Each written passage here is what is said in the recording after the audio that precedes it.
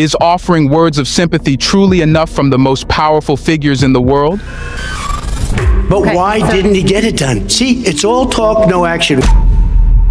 After Burkina Faso suffered an insurgent attack, many expressed their condolences, including Pope Francis, who recently offered his prayers for the victims. Several Western leaders shared similar sentiments. But have you ever wondered why there's silence when Burkina Faso achieves something significant, yet these same voices are quick to highlight its struggles? And if they're paying attention, why is there no tangible support? Only words. Let's find out.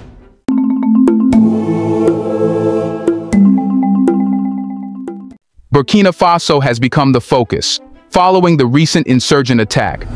Pope Francis, ever the diplomat, sent a message of support and offered his prayers for the victims and the nation. But what do these words mean? Can a few well-timed condolences bring change? Or is it just the latest hollow gesture in a long line of performative sympathy for Africa? Burkina Faso, a country rich in culture and history, faces ongoing challenges, not only from within but from external forces that have meddled in its affairs for centuries. Yet, while global powers love to offer words of support, their actions tell a different story. But why is it that the world only pays attention to Africa when something terrible happens? Let's face it, most people couldn't point out Burkina Faso on a map if you asked them. But the minute there's bloodshed, suddenly everyone becomes an expert on the region. The Pope sends his condolences, international leaders express their sorrow, and news anchors offer their somber tones for a few seconds before moving on to the next story. It's almost theatrical, the way global sympathy is dished out, as though Africa only exists when it is suffering. This cycle of attention is deeply problematic. It frames Africa, and by extension, Burkina Faso, as a perpetual victim, a place where nothing but tragedy occurs.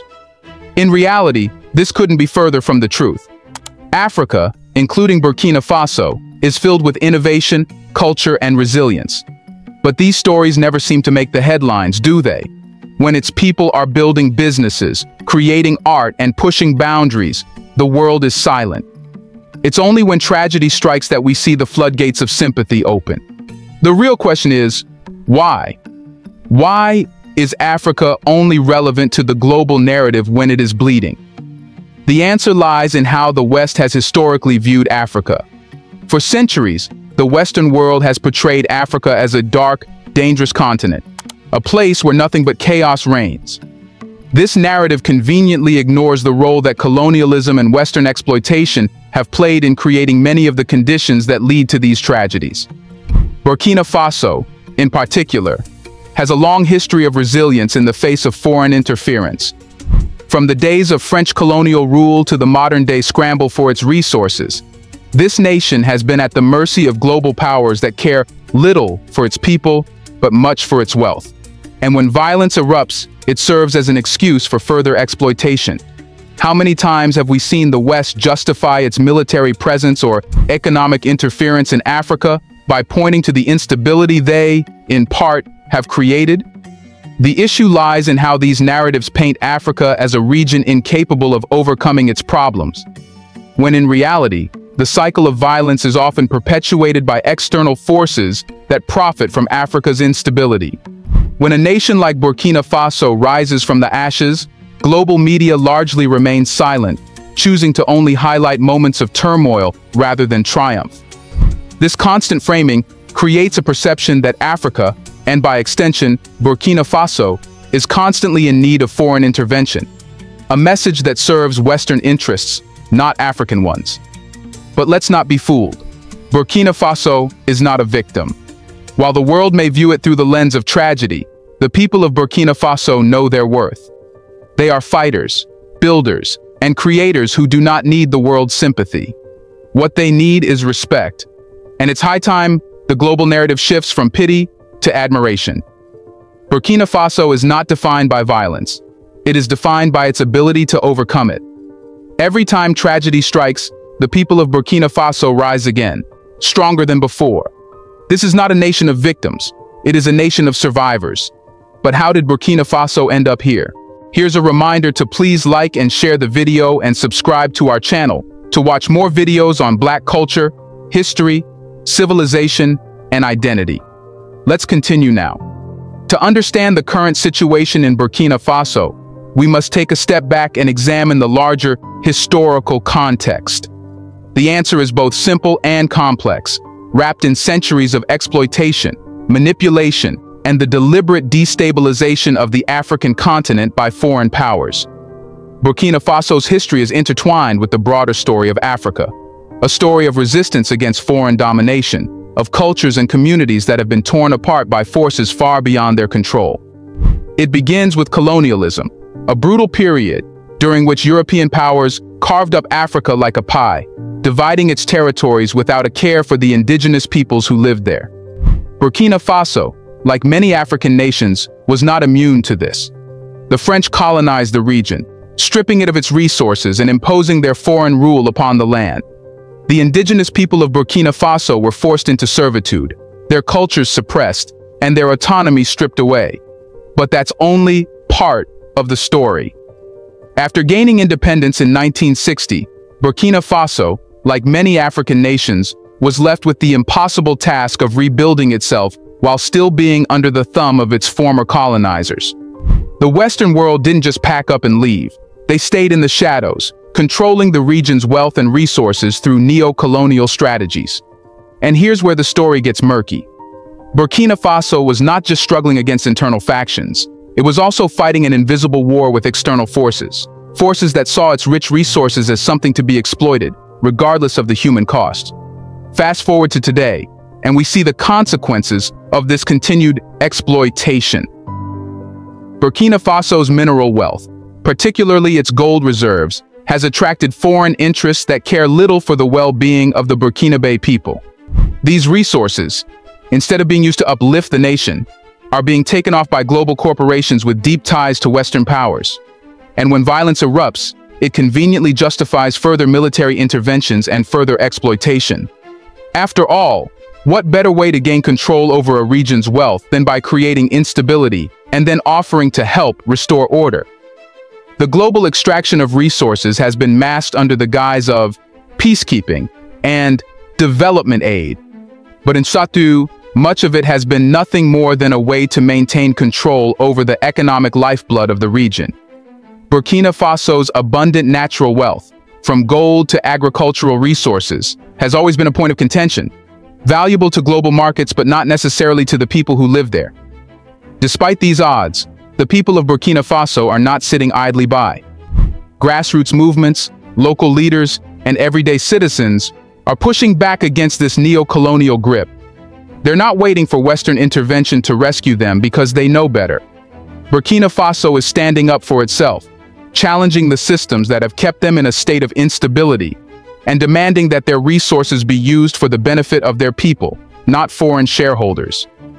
Who profits from the chaos that erupts in places like Burkina Faso? Who stands to gain when violence disrupts the lives of ordinary Burkinabe citizens? If you look closely, you'll see that there's always someone pulling the strings, and it's rarely the people on the ground who benefit. Instead, it's the foreign powers, the multinational corporations, and the shadowy figures who thrive in the chaos, reaping the rewards while ordinary citizens suffer. Take a look at the weapons flooding the region. Where do they come from? Who supplies them? It's no secret that the global arms industry has a vested interest in keeping conflict zones like Burkina Faso well stocked with weapons. When violence breaks out, the demand for arms skyrockets, and there are always companies ready to step in and provide the necessary firepower, for a price, of course. The more chaos, the more profit. And while foreign companies grow fat on the proceeds, the people of Burkina Faso are left to deal with the devastating consequences. But it's not just the arms dealers who benefit. The chaos also serves as a convenient cover for resource extraction. Burkina Faso is rich in gold, a resource that has made the country a target for global corporations for decades. In times of peace, the Burkinabe people might demand a fair share of the profits from their resources. But in times of conflict, those demands are drowned out by the sound of gunfire. It's easier to extract wealth from a country in chaos than from a country that is united and at peace. And so, the cycle of violence continues, with foreign corporations making billions off the backs of Burkinabe miners, while the people of Burkina Faso see little to none of the wealth being generated from their land. This is the ugly truth that no one wants to talk about. Violence in Africa is profitable for those outside of Africa. The more instability, the more opportunities for exploitation. And as long as the world continues to focus on the symptoms, sending condolences and offering prayers, rather than addressing the root causes of the violence, this cycle will continue. But the people of Burkina Faso are not blind to this. They see what's happening and they are fighting back in ways big and small. From grassroots movements to local leaders, Burkinabe citizens are pushing for a future where they control their resources and where they are not pawns in someone else's game. And this is what the world should be paying attention to. Not the violence, but the resistance, the strength, and the determination of a people who refuse to be exploited any longer. We must also consider the deeper geopolitical interests at play. As long as Burkina Faso remains unstable, it becomes an easier target for manipulation by foreign powers that wish to secure their interests in the region. After all, a destabilized country is more likely to agree to unfavorable terms in exchange for a semblance of peace or security. It's a cynical game that the people of Burkina Faso are keenly aware of, but one that is rarely acknowledged on the world stage. In moments of tragedy, it's human nature to offer sympathy. And when the attack in Burkina Faso made headlines, sympathy came flooding in from around the world. Pope Francis sent his condolences, as did numerous world leaders. Social media timelines were filled with messages of support and prayers for the people of Burkina Faso. But here's the uncomfortable truth. Sympathy is not enough. Sympathy, while well-intentioned, does nothing to address the root causes of the violence. It does nothing to stop the flow of weapons into the region, nothing to prevent foreign corporations from continuing to exploit Burkina Faso's resources, and nothing to dismantle the systems of neo-colonialism that keep African nations like Burkina Faso in a state of perpetual instability. So, why do we continue to rely on sympathy as a response? Because it's easy. It's easy to send a tweet, to state support, to offer prayers. It's much harder to take real action, to confront the systems of power that perpetuate violence and exploitation. It's much harder to challenge the status quo and demand that global corporations pay a fair share for the resources they extract, that Western governments stop fueling conflicts for their gain, and that the arms industry stop profiting from the suffering of others. Real support for Burkina Faso would look very different from what we see today. It would involve holding accountable the foreign corporations that extract wealth from the country while leaving its people in poverty. It would involve cutting off the flow of weapons that fuel the violence. It would involve investing in Burkina Faso's future, not through aid that creates dependency, but through partnerships that build local capacity and empower the Burkinabe people to take control of their resources. But the world doesn't want to have that conversation, does it? It's much easier to offer sympathy and move on. The truth is, Burkina Faso doesn't need the world's sympathy. What it needs is for the world to stop seeing it as a victim and start recognizing it as a powerful, capable nation with a bright future, if only it were allowed to control its destiny. Take the promises of development aid. It's often hailed as a solution to Africa's problems, yet the fine print reveals that much of this aid comes with strings attached, terms that benefit the donor countries more than the recipients. Aid is used as a tool for influence, and while it may build infrastructure or fund projects, it rarely empowers the people on the ground to make their own decisions or control their futures. What Burkina Faso truly needs is autonomy. Freedom from the systems that bind it to a cycle of dependency. Freedom from foreign exploitation disguised as assistance, and freedom to define its path forward. Now the question is, what does the future hold for Burkina Faso? In the face of such violence and exploitation, it's easy to feel pessimistic. But if there's one thing the history of Burkina Faso teaches us, it's that this nation is resilient. The people of Burkina Faso have survived centuries of foreign domination, from colonial rule to modern-day neo-colonialism, and they have never given up. They have fought back, time and time again, and they will continue to do so. The path forward for Burkina Faso lies not in the hands of foreign powers or multinational corporations, but in the hands of the Burkinabe people themselves. It lies in grassroots movements that are pushing for change, in local leaders who are fighting for control over the country's resources, and in the everyday citizens who are refusing to accept a future dictated by foreign interests. Burkina Faso's future is bright, not because of the sympathy of outsiders, but because of the strength and determination of its people. The world may continue to send its condolences, but Burkina Faso doesn't need them. What it needs is respect, partnership, and recognition of its sovereignty. The people of Burkina Faso are not victims. They are survivors, fighters, and builders, and they will continue to rise no matter what challenges lie ahead. This is not a situation that will be resolved overnight, nor will it be solved by a single leader or movement. But with sustained effort, unity, and an unwavering commitment to the nation's future, Burkina Faso will rise above the challenges that have been imposed on it. The key lies in local empowerment, giving the people the tools they need to take charge of their resources, build their infrastructure, and define their future. Imagine a Burkina Faso where the gold mined from its rich soils is used to build hospitals, schools, and businesses that benefit Burkinabe citizens, rather than lining the pockets of foreign corporations. Imagine a future where the international community respects Burkina Faso's sovereignty and supports it not through aid that fosters dependency, but through fair partnerships that uplift its economy and empower its people. The path forward is not easy, but it is clear.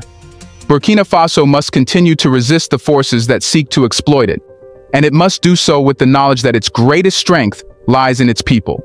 This is a nation that has always known how to fight, and it will continue to do so, not with weapons, but with unity, determination, and a vision for a future where it controls its destiny.